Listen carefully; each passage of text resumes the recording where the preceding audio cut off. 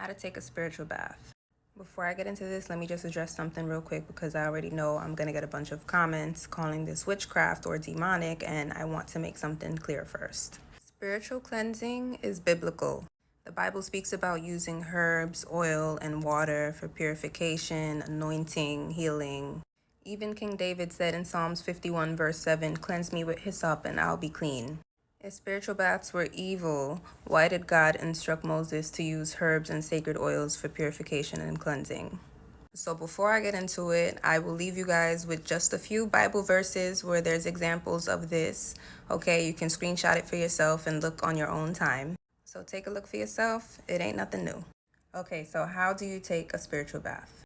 Before you start, you need to make sure that your physical body is clean. A spiritual bath is not about washing dirt off, it's about cleansing your energy. Take a regular shower or a bath first to make sure that your vessel is clean. Next, you're going to choose your herbs. Herbs carry natural spiritual properties that help with cleansing, protection, energy clearing. Some good ones that you can use are bay leaves, rosemary, basil, eucalyptus, rue, hyssop, which is also in the Bible. I would suggest to use them fresh if you can because it amplifies the energy because they're still alive. But if all you have is dry herbs, that's fine too. Just be intentional when you're using it.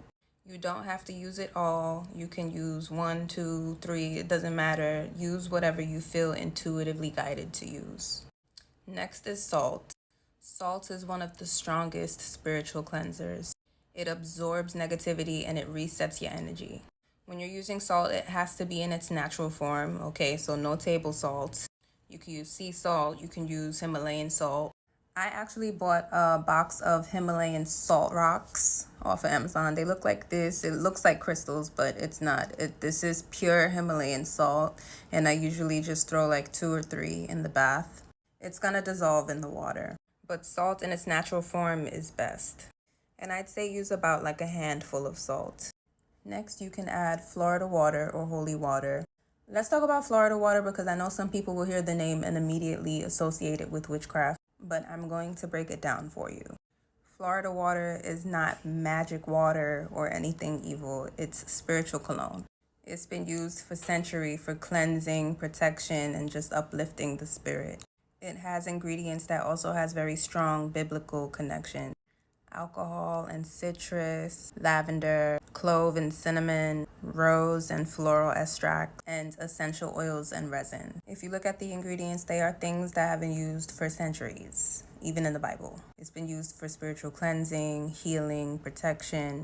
Just like anointing oil is used to bless and cleanse, Florida water also serves that similar purpose. But if you are uncomfortable with using Florida water, you can also use holy water. Holy water has been prayed over and blessed, and that can also be used for spiritual purification. It works the same way. Next, you can add an oil for protection. Oil seals in the cleansing energy and adds a layer of protection. You can use any protection oil like from a Botanica, or you can use olive oil. Olive oil is also an oil that has been used in the Bible. And just a small capful. You don't want the bath to get greasy. And then you can also add whatever you feel intuitively guided to add. Some people use crystals, some people use honey or milk to attract sweetness and healing energy, and a bunch of other things that people like to use. I mean, it's really just what you feel intuitively guided to use for yourself. Now, the most important part in doing this is the affirmations that you speak. Every affirmation or prayer must be said with conviction. So some examples, or what I like to say is, I release all energy that does not belong to me. I cleanse my mind, my body, and my spirit of all negativity. I dissolve all attachments, cords, and influences that drain me. I let go of all that no longer serves me with ease and grace. I call all my power back to me fully and completely. I release all people and situations that drain my energy. I take back my energy for every place, person, and situation where I have left it. I align with my highest self and move in my full power. You can also recite Psalms 91 for protection and divine covering. This is one of the most powerful prayers for spiritual warfare and shielding yourself from harm. If you're doing the bath in a bowl, you're going to say all of these things in the water. Remember that water holds memory, so what you speak into it is what it is. You're going to pour it over your head and let it wash over your whole body. And if you're laying in the tub, you're just going to sit in the tub as you speak these affirmations. Sit in it or stay in the shower for about 10 to 15 minutes, and then you're done. Pay very close attention to who contacts you or who shows up in your dreams after you do a spiritual bath. It's usually going to be the energy vampires that are trying to get back into your energy, okay? Remember, you're disconnecting the cord.